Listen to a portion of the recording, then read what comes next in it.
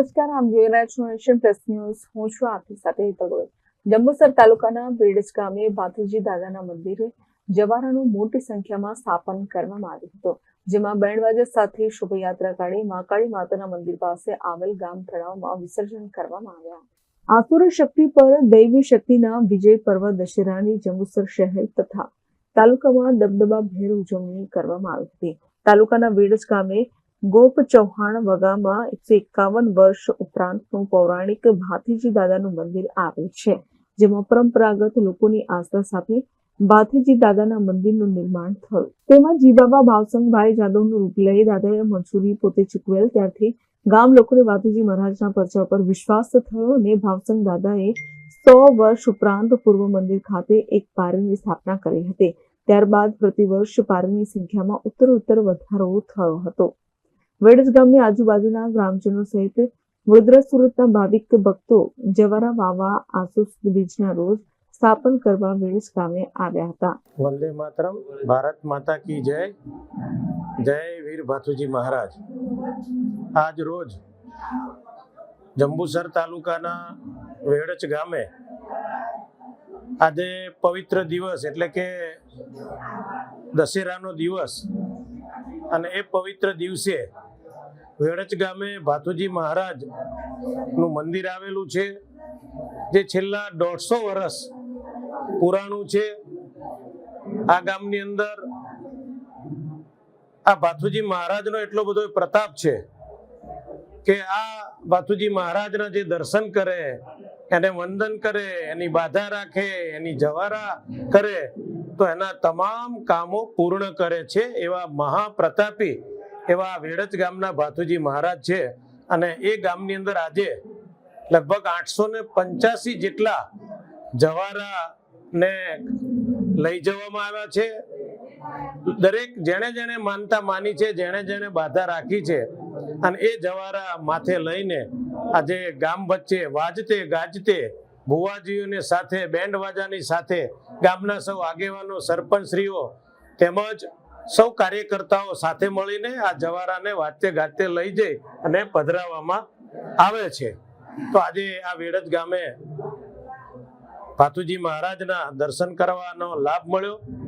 આજના પવિત્ર દિવસે હું ભાથુજી મહારાજના ચરણોમાં પ્રાર્થના કરું છું કે આ વિસ્તાર ખૂબ ધાર્મિક છે, ખૂબ લોકો માયાળુ છે, પવિત્ર છે, અને આ વિસ્તારના લોકો ઉપર ખૂબ સદૈવ ભાથુજી મહારાજના આશીર્વાદ રહે, ભાથુજી મહારાજની સદૈવ કૃપા આ ગામ ઉપર ને આ વિસ્તારને, આ જંબુસર વિધાનસભા ઉપર રહે એવી ભાથુજી મહારાજના ચરણોમાં પ્રાર્થના.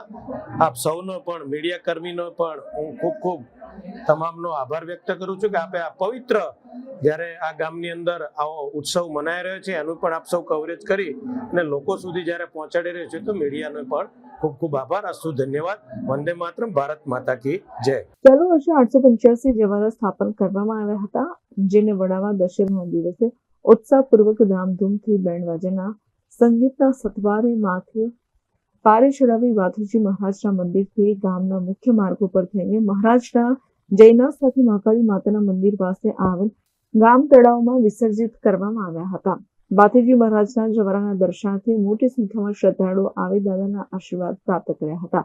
દાદાની આસ્થાના કારણે સમસ્ત વેડજ ગામ અને બીજા જિલ્લાના ભાવિક ભક્તો માનતાના જવારા વાવી પોતાની બાધા પૂર્ણ કરી હતી.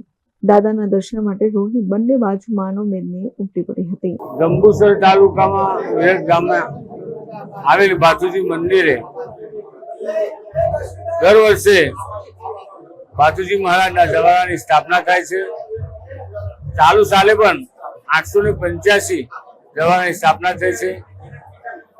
આ દાદાનું મંદિર ની કથા એવી છે કે વેડજ ગામમાં જીબાબા ભાવસંગ નામના વ્યક્તિએ આ મંદિર, નાનું મંદિર બનાવેલું, અને એ મંદિર બનાવ્યું ત્યારે